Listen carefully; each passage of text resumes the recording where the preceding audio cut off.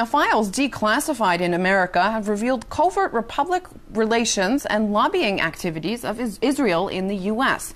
The National Archive made the documents public following a Senate investigation. They suggest Israel has been trying to shape media coverage of issues it regards as important. You can download these files from the website of the Institute for Research on Middle Eastern Policy. And we can now cross to Washington and talk to Grant F. Smith, who is the director of this institute. Thank you for joining us, Mr. Smith. I'd like to begin by asking you, what exactly do these files reveal?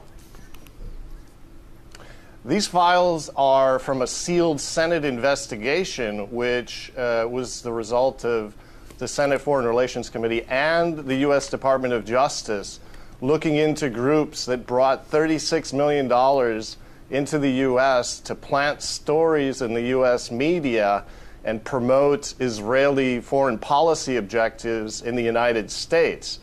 They're extremely relevant because they revealed, for example, a vast effort to divert U.S. attention from the Israeli Dimona nuclear weapons facility by saying it was merely a research center. They carefully tracked how that story was playing in the U.S. media. And they also were using outlets such as The Atlantic magazine, funneling $50,000 into that magazine in a major effort to disrupt a U.S. peace proposal, which would have involved bringing some Palestinian refugees and allowing them to return to their homes and properties in Israel. The interesting thing about these... Go ahead. I was just going to say, what about the media, their side? How susceptible are they to Israeli lobbying?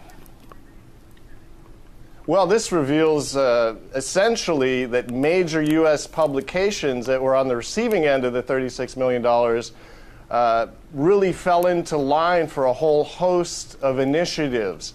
Now, the Senate investigation was a failure, and they essentially heavily censored the Senate transcript and then put all of these extremely damning files